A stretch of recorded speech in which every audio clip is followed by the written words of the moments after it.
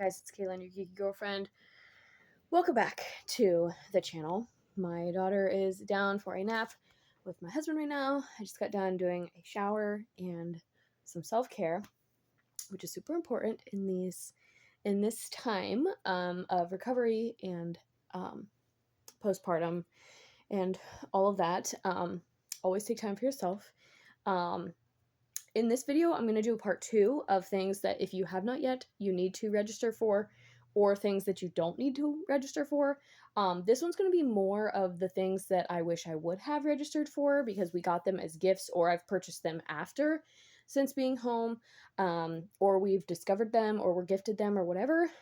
But really quick, while we're on the subject of postpartum and leave and self-care, some things that I have found are really rejuvenating for myself, and this has kind of continued even since before I was pregnant, but for me, a nice shower is like the number one way for me to kind of feel rejuvenated and feel like just refreshed. So taking a shower, it's not recommended that you take baths just because of the healing, especially if you had a vaginal birth, but also if you had a C-section. So always get your doctor's permission before you take a bath, but a nice hot shower, brushing your teeth, doing your hair, getting your hair done, anything like that. If you're a nails person, like getting your nails done, stuff like that. But I've also been trying to take some time every day to just read. I did a jigsaw puzzle. So like things that are just like mentally freeing, off my phone, away from the screens, just as a way to kind of reset, take time away from baby, because you're only your best if you're your best. So asking your partner for help, asking your partner for a break, those are all very realistic things to do. And I felt guilty at first, but you don't have to feel guilty. But anyway, in this video, we're going to quickly go through some things that if I would have known about them before I got pregnant / before I did my registry, I would have went ahead and put them on there. These are things that we were either gifted or that my daughter has absolutely loved, that have made a huge difference in this newborn time. So starting off, this is a portable sound machine. I can actually show you guys the box. We were gifted this, and I ignore the darkness for a second as I go. So this is the one, it's the Sound Me white noise machine. Pretty sure you can get it on Amazon. It does come in 2 colors. It has a ring, so you can actually clip it to the car seat, the crib, whatever. It's super easy to use, and it's portable, but it has like 40 some sounds. It can go up to different volumes and settings. I just keep it on my nightstand right by her bassinet. I turn it on every night when she is like, when I'm getting ready to put her down for bed, I just click it on, and we use the white noise, but there's also brown noise, there's running water, there's lullabies. And we were actually gifted it. And at first I thought, like when I was filling out my registry, I was like, we won't need that. We want to use road noise and we want to use natural. I don't know for sure if it has helped or not, but it's nice to just have as an option. She does great in the car, so she does well with road noise, but for sleep, it's just kind of one of the things that I've worked into our sleep routine. The other thing that was not on my registry, nowhere on my radar, is this. This is a little soft touch nightlight. I kid you not, I can touch it with one finger and it lights up. If you hold it down, it gets brighter or dimmer, and then it is rechargeable, and this is amazing. I have it on my nightstand. When she wakes up in the middle of the night to nurse, I just touch it on. When I put her in the bassinet, it goes right back off. Don't have to worry about any switches, nothing like that. And I actually carry it with me into her nursery to use the changing table, because that's something else that we've purchased, is we actually purchased a separate changing table light for those nighttime changing, so we don't have to turn on the overhead light. Her nursery has a night light, but it's more of an aesthetic night light. That one is more practical. So the aesthetic ones are really cute, but they don't emit as much light as something like that. So that's the soft touch one. If you're interested, comment below and I will send you the link. It was from Amazon. The other thing, I'm going to try and show you guys this just because I can't turn my camera around, but is this nightstand organizer. I know it's kind of hard to see, but it has like those different compartments. This one came from Target, and I got different prescriptions, all my vitamins, everything like that, and I just love how this looks. You can put your books in there. I have highlighters in there, a claw clip, chapstick, my glasses cleaning rag, and then all of my prenatal vitamins and my prescriptions, but also the charger for the nightlight, my phone, the sound machine, and my glasses case all just kind of fit in there, and it makes the nightstand look so much better. My husband actually complimented me on the status of the nightstand because he was like, "Oh, that looks really nice." So the nightlight, definitely. The other thing is just extra lighting in our house. So I actually purchased a new lamp for our living room, just to add more light during the day in there, and then more light while I'm feeding, especially once it gets dark, 5:30, 6 o'clock ish, just to have a little bit more light for her and myself.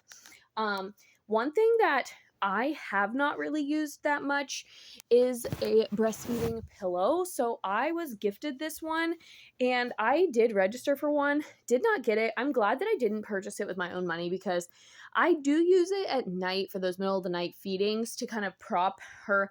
Like, I push my pillows up to the headboard. I put the breastfeeding pillow around my belly, and just kind of have it to like support my elbows. So I don't have to have, in the middle of the night, I don't have to use all of my arm strength. But other than that, I don't really use it. I don't find it helps with positioning at all.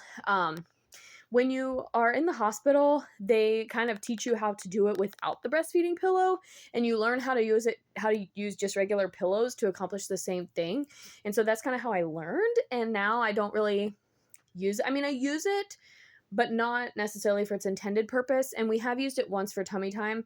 So it is good for that, like propping the baby up for tummy time.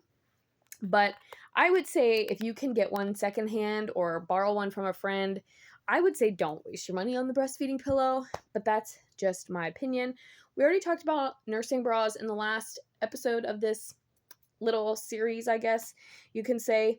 So we're not going to talk about that, but definitely, I am washing laundry like once a week just to have clean nursing bras, because even with the little disposable pads, I'm still having trouble with leaking. So I think I might have a little bit of an oversupply issue, but it is what it is. We don't know. You don't know what you don't know.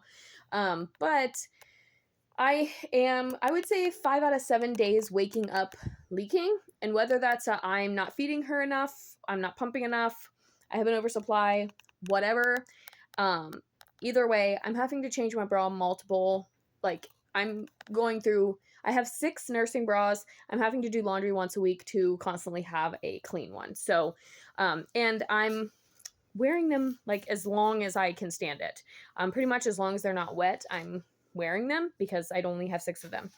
The next thing is sleep sacks / swaddles. I put this in the description of the last video because I bought a lot of like swaddle blankets, like this one, the muslin fabric swaddle blankets. They're huge and they're thin, so babies don't get too hot in them. But in the middle of the night, trying to swaddle it perfectly with the little triangle and folding it over and wrapping it up doesn't really happen. We tried it in the hospital. We've tried it since we got home. It is just really hard to get baby super comfortable, snug, and warm in those swaddle blankets unless you have lots and lots of experience. So what ends up happening is we kind of just haphazardly end up folding it over. She ends up kicking out of it or breaking her hands out of it, and then she doesn't sleep well. She does like the sleep sacks. However, her arms still are very mobile, which doesn't allow her to really get into that deep sleep. So as part of our welcome home, like recovery, I guess you could say, as part of our welcome home program, a nurse actually came to our home like after 1 week of being at home just to check in, weigh baby, stuff like that. And we were gifted this Halo sleep sack swaddle. And essentially how it works is you put baby in like a traditional sleep sack, but then it has this piece that you can wrap over baby's arms and then Velcro it into place. In the past 2 nights, I have used this with my daughter, and let me tell you, it has saved my sanity because my daughter slept really well the first week we were home. She gave me a stretch of like 4 hours one night and then a stretch of 5 hours the next night. And then for a week straight, we only slept like 30 minutes at the most on our own in the bassinet or wherever. So I tried this with her, and the past 2 nights she has slept so much better, like so soundly. So next time we are investing in several of these. So we only have one of these right now. These are not cheap. So this would definitely be something I would say put on your registry. But again, we didn't know that my daughter was going to take to the sleep sacks better, because she did sleep in a sleep sack the first week. And then now that she's a little bit more active, she's getting a little bit bigger. She's going through her growth spurt. She is moving her arms a lot more. And so she's sleeping better with her arms more contained. And so that's why the swaddle is best. It also helps stop the startle reflex. And the sleep sacks aren't actually intended to be used until they're like 3 months old, but you got to do what you got to do. And it's still very safe. We're still sleeping around on our back. So whatever your baby likes is what your baby likes. But with that, like if you spend hundreds of dollars on 5 or 6 of these and your kid doesn't like them, then you're going to be kind of where we are with the swaddle blankets. But you know what we have done with our swaddle blankets? This is another thing. Do not put a changing pad cover on your registry, because you know what we did? We took the swaddle blankets and used that as a changing pad cover. Yes, they get messy, and yes, it's, they get poop and pee on them, but those, throw them in the wash and it's like, oh well. So that has been our solution, because the changing pad is very cold. And so we use these swaddle blankets that we're not using as swaddles for changing pad covers. And if we are going to swaddle her, we just try our best, like with a regular blanket, because it is a little bit warmer, it's a little bit thicker, and the regular soft fuzzy blankets are not as huge as the swaddle blankets. And there's just so much fabric on the swaddles. It's so much to manage. Like even if you get them wrapped up in a little burrito, there's so much fabric. Like it's too much. So definitely yes to the Velcro sleep sacks.